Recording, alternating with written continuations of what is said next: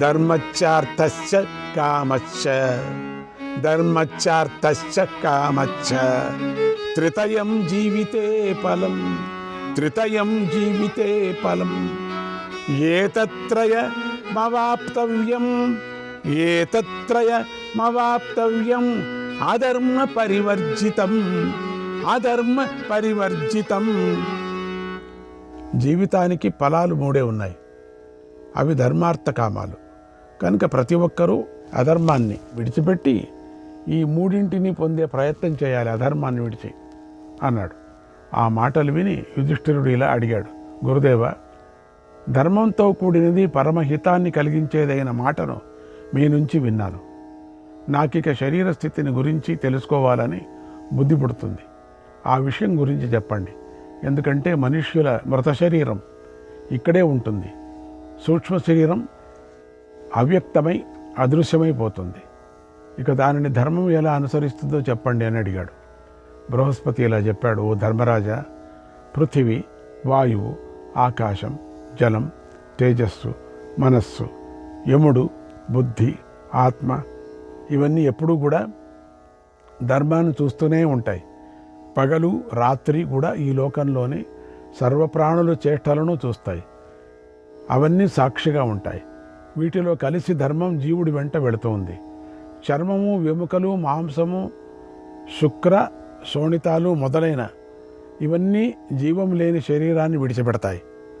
కనుక ధర్మంతో కూడినటువంటి జీవియే పరమగతిని పొందుతుంది. ఆ తర్వాత పరలోకంలో గడిపిన తరువాత మరో శరీరాన్ని ధరించినప్పుడు పంచభూతాలలోని అధిష్టాన దేవతలు మళ్ళీ ఆ జీవుడి మంచి చెడు కర్మలను గమనిస్తూ ఉంటారు. కనుక ధర్మంతో కూడిన జీవుడే ఇహపరలోకంలో సుఖిస్తాడు అన్నాడు. అప్పుడు యుధిష్ఠిరుడు ఇలా అడిగాడు, గురుదేవ, జీవిని ధర్మం ఎలా అనుసరిస్తుందో కంటికి కనిపించేలాగా చెప్పారు. ఇప్పుడు శరీరంలో రేతస్సు ఎలా పుడుతుందో తెలుసుకోవాలని అనుకుంటున్నాను. దయచేసి చెప్పండి అని అడిగాడు. బృహస్పతి ఇలా చెప్పాడు, ఓ రాజా, శరీరంలోని పృథివీ, వాయువు, ఆకాశం, జలము, తేజస్సు, మనస్సు మొదలైన వీటి అధిష్టాన దేవతలు ఆహారాన్ని స్వీకరిస్తారు. దానితో పంచభూతాలు, మనస్సు తృప్తి చెందుతాయి. అప్పుడు రేతస్సు పుడుతుంది. నృప, అప్పుడు స్త్రీ పురుషుల కలయిక వల్ల గర్భం ఏర్పడుతుంది. తర్వాత జీవి జన్మిస్తుంది. ఇది జన్మక్రమం అన్నాడు. యుధిష్ఠిరుడు ఇలా అడిగాడు, గురుదేవ, పూజ్యులైన మీరు గర్భం ఎలా ఏర్పడుతుందో చెప్పారు, చాలా సంతోషం. ఇప్పుడు పుట్టినవాడు బంధాలతో ఎలా చిక్కుకుంటాడో చెప్పండి అన్నాడు. బృహస్పతి ఇలా చెప్పాడు, ధర్మరాజా, జీవుడు రేతస్సు ద్వారా గర్భంలో ప్రవేశించగానే ఆ పంచభూతాలు శరీరాకృతిలో ఆ జీవుడిలోకి ప్రవేశిస్తాయి.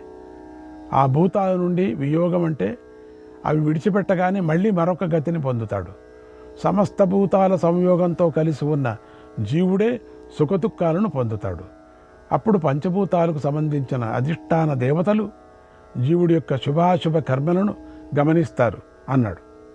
యుధిష్ఠిరుడు ఇలా అడుగుతున్నాడు, స్వామి, జీవుడు చర్మం, మాంసం, ఎముకలు మొదలైన వీటితో కూడిన శరీరాన్ని పంచభూతాలను విడిచిన తరువాత ఎక్కడ ఉండి సుఖదుఖాలను అనుభవిస్తాడు అని అడిగాడు. బృహస్పతి ఇలా చెప్తున్నాడు, జీవుడు తన కర్మతో సహా రేతస్సును పొందుతాడు. తరువాత స్త్రీల అండంలోకి చేరి సమయాన్ని అనుసరించి జన్మ ధరిస్తాడు. గర్భంలోకి ప్రవేశించక ముందు యమభటుల ద్వారా నానా కష్టాలు పడతాడు, వారి దెబ్బలు తింటాడు. తర్వాత ఇలా దుఃఖంతో కూడిన సంసార చక్రంలో పడి ఎన్నో బాధలు పడతాడు. ఓ ధర్మరాజా, ఆ జీవి ఈ లోకంలో కూడా పుట్టిన నాటి నుండి పుణ్యకర్మలు చేయటంలో ఆసక్తి కలిగి ధర్మాన్ని ఆశ్రయిస్తే సుఖాలు లభిస్తాయి. తాను పెరిగినా పెద్దవాడైనా తరువాత ఎప్పుడూ సుఖాలనే అనుభవిస్తూ ఉంటాడు కూడా. ధర్మాచరణ వేళలో మధ్య మధ్యలో ఒకసారి అధర్మాన్నే చేస్తే సుఖాలను అనుభవించిన తర్వాత ఆ జీవుడు దుఃఖాన్ని కూడా అనుభవించవలసి వస్తుంది. అధర్మంతో కూడినటువంటి మనుష్యుడు యమలోకాలానికి వెళ్ళి మహా దుఃఖాన్ని పొందుతాడు. ఆ తర్వాత పశుపక్షులకు సంబంధించిన జాతిలో పుడతాడు. ఇప్పుడు నీకు మోహానికి లోనైన జీవుడు ఎలాంటి పనులు చేస్తే ఏ ఏ జన్మలు ఎత్తుతాడో చెబుతాను విను. ఈ విషయాల శాస్త్రంలో, ఇతిహాసాల్లో, వేదంలో కూడా చెప్పబడింది. మానవ లోకంలో పాపం చేస్తే మరణించిన తరువాత ఘోరమైన నరకంలో పడతాడు. ఈ నరకలోకంలో కూడా దేవలోకంలో సమానమైన పుణ్య ప్రదేశాలు ఉన్నాయి. పశుపక్షాదులు తప్ప ఇతర జంగమ ప్రాణులన్నీ అక్కడికి చేరుతాయి. యముడి ఇల్లు దివ్యమైనది. అది గుణాలతో బ్రహ్మలోకానికి సమానంగా ఉంటుంది. కానీ తన పాపకర్మల చేత బంధించబడ్డ జీవి అక్కడ నరకంలో పడి దుఃఖాలను అనుభవిస్తాడు. ఇక ఏ భావంతో ఏ కర్మతో పురుషుడు పరుషమైనది ఘోరమైనది అయినటువంటి గతిని పొందుతాడో చెబుతున్నాను విను.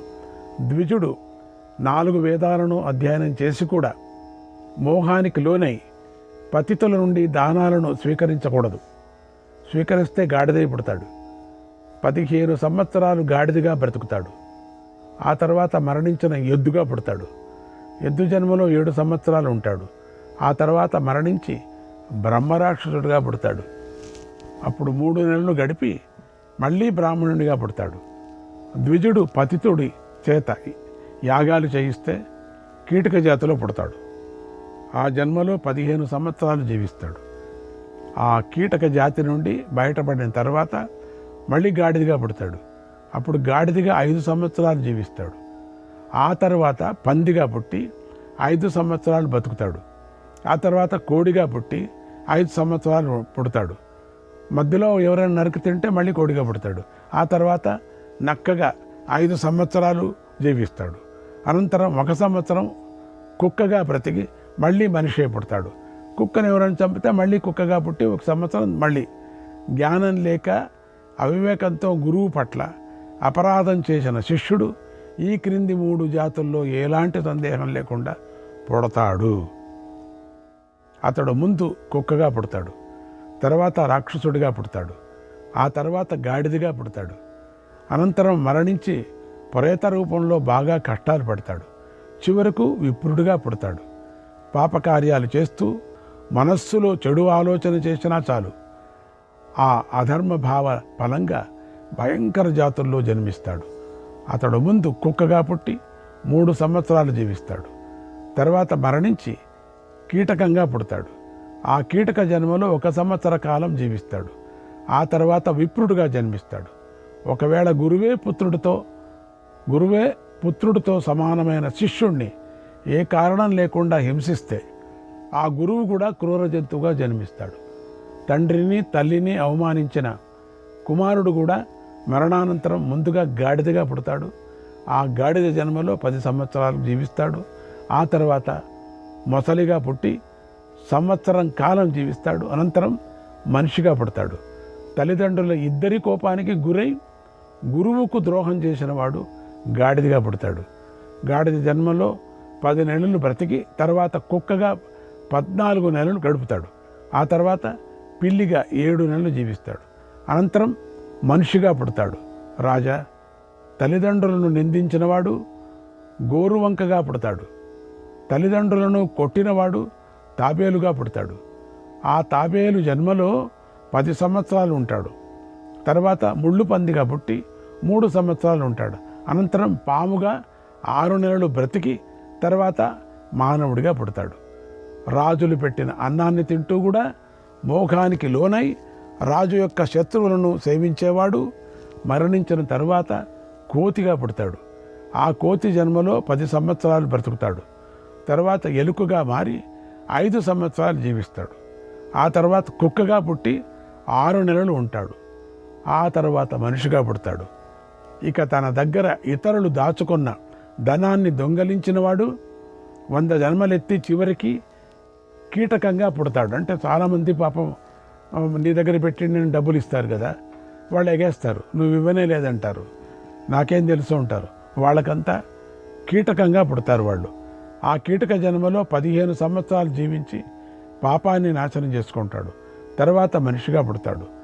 అప్పుడు ఆ మనిషి జన్మలో అసూయ కలవాడైతే చచ్చిన తర్వాత జింకగా పుడతాడు. దుర్మతి అయి నమ్మిన వాడికి ద్రోహం చేసిన వాడు చేపగా పుడతాడు. నిజమే. ఆ చేప జన్మలో 8 సంవత్సరాలు చేపగా బ్రతికి తర్వాత జింకగా పుడతాడు. మధ్యలో ఎవరైనా వల వేసి పట్టుకున్నారనుకోండి, మళ్ళీ 10 సంవత్సరాల వరకు మళ్ళీ పుడతానే ఉంటాడు 10 అయ్యేంత వరకు. ఆ జన్మలో 4 మాసాల పాటు జీవించి తర్వాత మేకగా జన్మిస్తాడు. మేకను ఎవరైనా కోసి తింటారనుకోండి, మళ్ళీ మేక పుడుతూ ఉంటాడు. మేకగా సంవత్సర కాలం జీవించిన తర్వాత కీటకంగా పుడతాడు. తర్వాత ఆ జీవుడు మనిషిగా పుడతాడు. ఓ మహారాజా, మోహానికి అజ్ఞానానికి లోనై ధాన్యాలను, యవలను, నువ్వులను, మినుములను, ఉలవలను, ఆవాలను, శనగలను, బఠానీలను, పెసలను, వేరుశనగ పెప్పలను, గోధుమలను, అవిసెలను, బొరుగులను, ఇతర సస్యాలను దొంగలించిన వాడు మరణించిన తర్వాత ఎలుకగా పుడతాడు. ఆ తర్వాత పందిగా పుడతాడు. పందిగా పుట్టగానే రోగంతో మరణిస్తాడు. ఆ తర్వాత ఆ మూర్ఖుడు తన కర్మఫలంగా కుక్కగా జన్మిస్తాడు. కుక్కగా 5 సంవత్సరాలు గడిపిన తర్వాత మానవ జన్మనెత్తుతాడు. రాజా, మోహంతో పాపబుద్ధి అయి సోదరుడి భార్యను అవమానించిన వాడు మగ కోయిలగా 1 సంవత్సర కాలం జీవిస్తాడు.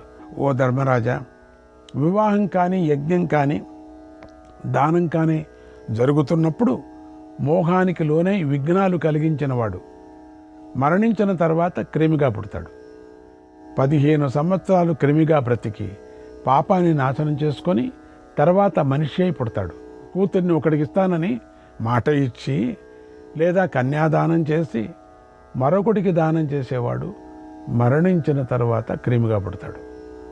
ఓ యుధిష్ఠిరా, ఆ జాతిలో 13 సంవత్సరాలు గడిపి అధర్మాన్ని నాశనం చేసుకొని మళ్ళీ మానవ జన్మనెత్తుతాడు. దేవకార్యాన్ని కానీ, పితృకార్యాన్ని కానీ మాని నైవేద్యాలు పెట్టకుండా తిన్నవాడు చచ్చిన తర్వాత కాకిలాగా పుడతాడు. ఆ కాకి జన్మలో 100 సంవత్సరాలకు బతికి ఆ తర్వాత కోడిగా పుడతాడు. ఆ తర్వాత 1 రోజులు పాముగా జీవిస్తాడు. అనంతరం మనిషిగా పుడతాడు. తండ్రితో సమానమైన పెద్దన్న గారిని అవమానించినవాడు మరణించిన తర్వాత క్రౌంచ పక్షిగా పుడతాడు. ఆ జన్మలో సంవత్సర కాలం జీవించి చచ్చిన తర్వాత ఈల పురుగుగా జన్మిస్తాడు. ఈల పురుగు. ఈ జన్మలో మరణించి మళ్ళీ మనిషిగా పుడతాడు.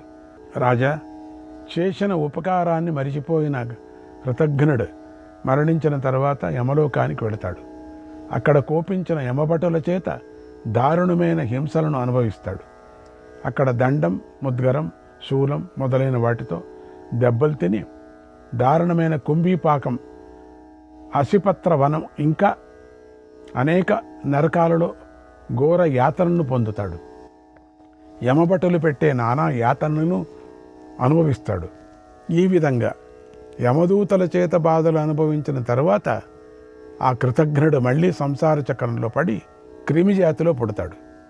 15 సంవత్సరాలు క్రిమిగా బ్రతికి ఆ తర్వాత తల్లి గర్భంలో ప్రవేశించి అక్కడ శిశువుగానే చేసిన ఉపకారాన్ని మరిచినవాడు మరణిస్తాడు. ఆ తర్వాత 100 సార్లు ఆ జీవుడు గర్భంలో పుడతాడు. చివరగా జంతు జాతుల్లో జన్మిస్తాడు. ఆ జాతుల్లో అనేక సంవత్సరాలు దుఃఖాన్ని అనుభవిస్తాడు. మళ్ళీ తాబేలుగా పుట్టి చాలా కాలం జీవిస్తాడు. పెరుగును దొంగలించిన చెడు బుద్ధి గలవాడు కొంగగా పుడతాడు. చేపలను దొంగలించిన వాడు కారంకవ పక్షిగా పుడతాడు. పండ్లను, వ్రేళ్లను, తినే పదార్థాలను దొంగలించిన వాడు చీమగా పుడతాడు. పాయసాన్ని దొంగలించిన వాడు తిత్తిరి పక్షి అవుతాడు. పిండి రొట్టెను దొంగలించిన వాడు గుడ్లగూబగా పుడతాడు. చెడు బుద్ధితో ఇనుమును దొంగతనం చేసినవాడు కాకిగా పుడతాడు. కంచును దొంగలించిన వాడు హరిత పక్షిగా పుడతాడు. వెండి గిన్నె దొంగలించిన వాడు పావురంగా జన్మిస్తాడు. బంగారు గిన్నె దొంగలించిన వాడు క్రిమి జాతిలో పుడతాడు. ఉన్ని బట్టలు దొంగలించిన వాడు ఊసర విల్లుగా పుడతాడు. పట్టుబట్టలు దొంగలించిన వాడు పల్లంకి పిట్టగా జన్మిస్తాడు. నాజూకైన వస్త్రాలను దొంగలించిన వాడు చిలుకగా పుడతాడు. పోన్లేండి. ఉత్తరీయాలను దొంగలించిన వాడు చచ్చిన తర్వాత హంసగా జన్మిస్తాడు. నూలు బట్టలు దొంగలించిన వాడు చచ్చిన తర్వాత క్రౌంచ పక్షిగా పుడతాడు. పట్టుబట్టలను, గొర్రె బొచ్చుతో చేసిన బట్టలను, పట్టులాగా ఉన్న మరొక రకపు బట్టలను దొంగలించిన వాడు కుందేలుగా పుడతాడు. రంగురంగుల బట్టలను దొంగలించిన వాడు నెమలిగా పుడతాడు. ఎర్రని బట్టలను దొంగలించిన వాడు కుందేలుగా పుడతాడు. లోభానికి ఆశపడి అనులేపన ద్రవ్యాలను గంధాలను దొంగలించిన వాడు చుంచు ఎలుకగా జన్మిస్తాడు. ఆ జన్మలో 15 సంవత్సరాలు జీవిస్తాడు. అధర్మము నశించిన తర్వాత మళ్ళీ మానవ జన్మ ఎత్తుతాడు. పాలను దొంగలిస్తే కొంగగా పుడతాడు. రాజా, మోహానికి లోనై నూనెను దొంగలించిన వాడు చచ్చిన తర్వాత బొద్దెంకగా పుడతారు. ఆయుధం పట్టుకొని ధనం కోసమే శత్రుత్వంతోనే ఆయుధం లేని వాడిని చంపిన అధముడు చచ్చిన తర్వాత గాడిదిగా పుడతాడు. ఆ జన్మలో 2 సంవత్సరాలు బతుకుతాడు. ఆ తర్వాత ఆయుధం దెబ్బతిని మరణిస్తాడు. తర్వాత జంతు జాతిలో పుట్టి నిత్యము కలస జంతుతో జీవిస్తాడు. సంవత్సర కాలం తర్వాత ఆ జంతు జన్మలో ఆయుధంతో చంపబడతాడు. తర్వాత చేపగా పుట్టి వలలో చిక్కుతాడు. వల నుండి తప్పుకున్న 4 నెలల తర్వాత మరణిస్తాడు. అనంతరం క్రూర జంతువుగా పుడతాడు. ఆ జన్మలో 10 సంవత్సరాలు గడిపి మరణిస్తాడు. తర్వాత 5 సంవత్సరాలు పులిలాగా బ్రతుకుతాడు. ఆ జన్మలో చేసిన పాపాన్ని తొలగించుకొని మరణిస్తాడు. మళ్ళీ మానవ జన్మ ఎత్తుతాడు. దుర్మార్గుడై స్త్రీని చంపినవాడు యమలోకానికి వెళ్ళి నానా కష్టాలను అనుభవిస్తాడు. ఆ తర్వాత భూమిలో కష్టపడే జన్మాలను ఎత్తుతాడు. ఆ తర్వాత క్రిమి జాతుల్లో పుడతాడు. 20 సంవత్సరాలు క్రిమిగా జీవించి ఆ తర్వాత మానవ జన్మను ఎత్తుతాడు. ఇక భోజనాన్ని దొంగలించిన వాడు ఈగగా పుడతాడు. అనేక మాసాల పాటు ఈ ఈగల గుంపులో జీవిస్తాడు. తర్వాత పాపము నశించగానే మానవ జన్మను పొందుతాడు. ధాన్యాన్ని అపహరించిన వాడు మరుసటి జన్మలో ఒళ్ళంతా రోమాలతో పుడతాడు. అలాగే నువ్వుల పిండితో కూడిన ఆహారాన్ని దొంగలించిన వాడు నెమిలి వంటి ఆకారం గల భయంకరమైన ఎలుకలాగా జన్మిస్తాడు. ఆ పాపాత్ముడు నిత్యము మానవులను కొరుకుతూ ఉంటాడు. ఇక చెడు బుద్ధితో నేతిని దొంగలించిన వాడు కొమ్ములు గల కాకమధు అనే జలపక్షిలుగా పుడతాడు. చేపలను మాంసాన్ని దొంగలించిన దుష్టుడు కాకిగా పుడతాడు. ఉప్పు దొంగలించిన వాడు చిరికాకిగా జన్మిస్తాడు. ఓ ధర్మరాజా, నమ్మకంతో ఇతరులు తన దగ్గర దాచుకున్న దానిని దొంగలించిన వాడు చచ్చిన తర్వాత మత్స్యజాతిలో పుడతాడు. ఆ జన్మలో మరణించిన తర్వాత మళ్ళీ మానవ జన్మను ఎత్తుతాడు. కానీ జీవుడి ఆయస్సు బాగా తగ్గిపోతుంది. ఇలా పాపాలు చేసిన మానవుడు పశుపక్షాదుల జన్మలో పుడతాడు. అయితే తమను ఉద్ధరించిన ధర్మాన్ని వారు కొంచెం కూడా గ్రహించలేరు. పాప ప్రవర్తన గల మానవులు లోభమోహాలకు లోనై పాపాలను చేసి నియమాలను పాటిస్తూ వీటిని తొలగించుకోవాలని ప్రయత్నిస్తూ ఉంటారు. ఎల్లప్పుడూ సుఖదుఖాలను అనుభవిస్తూనే ఉంటారు.